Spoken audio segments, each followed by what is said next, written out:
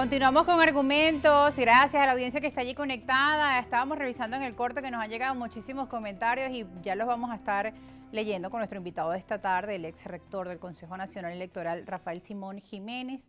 Bueno, estábamos conversando un poco de la necesidad de ese movimiento, pongámonos de acuerdo. ¿Cómo ponernos de acuerdo cuando hemos visto en los últimos años tanta desunión, tantas como vueltas en círculo con errores que se vuelven a repetir, la abstención, ahora otra vez a participar? Pero mientras esto ocurre, allá afuera hay una gente que está cansada, que dicen políticos, mira, y sea quien sea, pues mucha gente tiende a rechazarlos, el desánimo, la apatía hacia los políticos, pues crece. Está cansada y que está problematizada, porque es que la política se ha divorciado de la gente. Claro. Los políticos tienen su propia agenda. Toda la agenda de los políticos son las primarias, el consenso.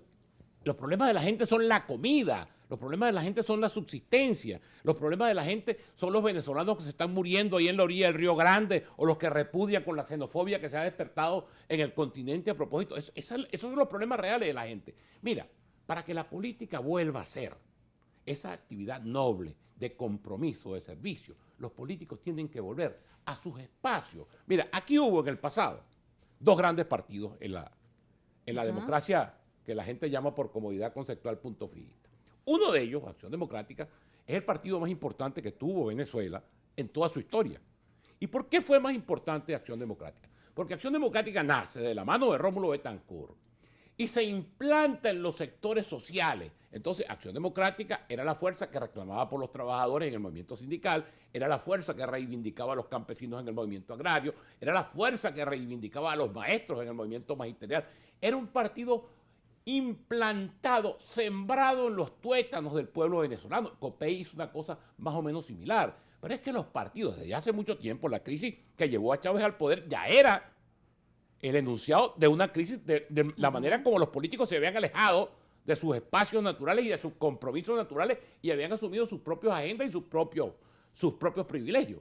El tema es que llevamos 25 años de una tragedia, porque la gente votó en el 98 por Chávez, creyendo que iba a remediar los males de la Cuarta República, que había entrado en una etapa de decadencia, clara. La gente votó por un cambio, por una promesa de una revolución humanista, pero lo que hemos hecho es de acuerdo con los trabajadores, por sus reivindicaciones. Multiplicar los males que ya ha habido. Mira, ¿cuáles fueron las tres promesas fundamentales de Chávez en 1998? Acabar con la pobreza. Chávez se sembró precisamente como estos partidos que habían sido los grandes partidos populares de Venezuela, se habían alejado de la gente, esa gente comenzó a buscar un referente. Pero de hecho en un principio el índice de desigualdad, por ejemplo, se había disminuido, había disminuido la pobreza, solo que ahora y quizás por eso se ha descifrado. En el propio mundo, porque nosotros hablamos mucho de las contradicciones opositoras, pero en el propio mundo del chavismo también hay un dilema muy serio y un cuestionamiento muy serio, porque los chavistas sienten que esto no es el chavismo, es decir, que no es la idea de Chávez como reivindicador de los pobres en el imaginario de los trabajadores, por ejemplo. Claro, porque además, bueno, todo el mundo sabe que Chávez aprovechó también una época de altísimos precios petroleros, donde pero todo el mundo mejoró su situación. Pero fíjate tú, las tres promesas fundamentales: acabar con la corrupción. Bueno, imagínate tú, la corrupción es el gobierno. No es que hay casos de corrupción, como he dicho, la corrupción es el gobierno. Es una hay cosa corrupción en ambos lados también. Es estructural, claro. La corrupción en PDVSA hemos venido, lamentablemente, de administrar los bienes del país. Claro. Yo no ahorro epítetos y calificativos y señalamientos a quienes aparezcan involucrados en el tema de SIGO, en el tema de monómeros. Además, creo que es muy mala señal, porque si nosotros estamos ofreciendo al país un cambio, no es para repetir, ni para reeditar, ni para profundizar. Bueno, por eso es muy doloroso y por eso la decepción y por eso en las encuestas el 70% rechaza a los políticos, porque es increíble que en medio de una situación dramática, humanitaria, que en los hospitales la gente sufre mucho por la situación, en las escuelas, los niños, para hacer el mercado, y que bueno, por otro lado se presenten estas contradicciones y que la política, que es justamente para servir a la gente, pues haya abandonado ese espacio, como usted lo comenta. Pío XI decía que la política era la forma más excelsa de practicar la caridad después del sacerdocio.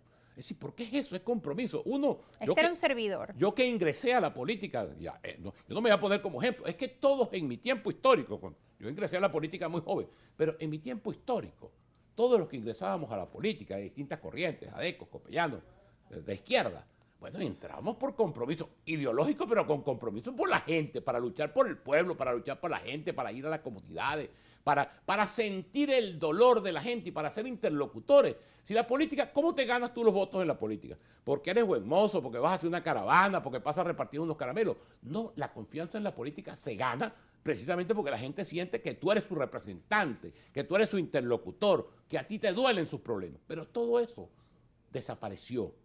Y hoy en día la política es vista, con toda razón, como una actividad al margen de la gente y repudiada por la gente y rechazada por la gente.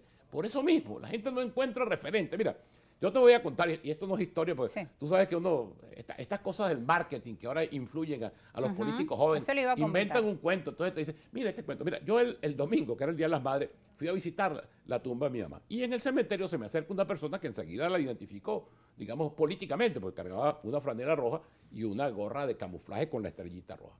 Y entonces me recuerda que yo lo conozco hace mucho tiempo, y me dice, mira, Rafael Simón, yo estoy con la revolución. Entonces me dice, esto ya no sirve para nada, pero no hay más nada.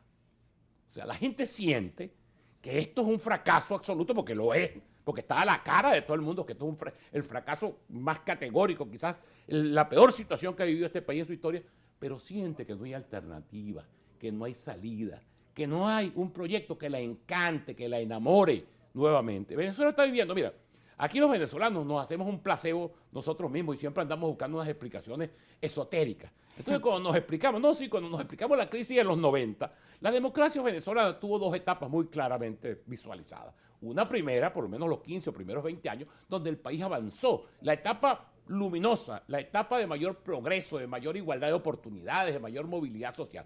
Pero eso comenzó por la corrupción, por el alejamiento de los políticos de sus espacios con la gente, comenzó un declive. Cuando Venezuela entra en la crisis de los 90 y la primera clarinada fue precisamente el 27 y 28 de febrero, lo que llama la rebelión popular, luego de la reciente victoria en ese momento de Carlos Andrés Pérez. Y toda la crisis, todos los 90, es un tiempo de decadencia, de gracia, donde la gente andaba a la búsqueda. Mira, aparece Caldera y votan por Caldera, aparece la causa R, aparecen los golpes militares, sale Pérez de la presidencia. Y aquel sector político que estaba decrépito, degenerado, no fue capaz de entender que era el momento de las grandes reformas, de los grandes cambios.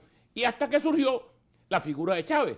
Porque Carlos Mara, quienes adoran sin conocer, los que están en el gobierno, señalaba que habían dos cosas en el contexto de una realidad. Las condiciones objetivas, es decir, como vive la gente, como está viviendo ahorita la gente comiendo de la basura, viviendo con $5 de salario, con toda esta cuestión, pero las condiciones subjetivas, que es la organización, que es el líder. ¿Qué pasó en ese momento?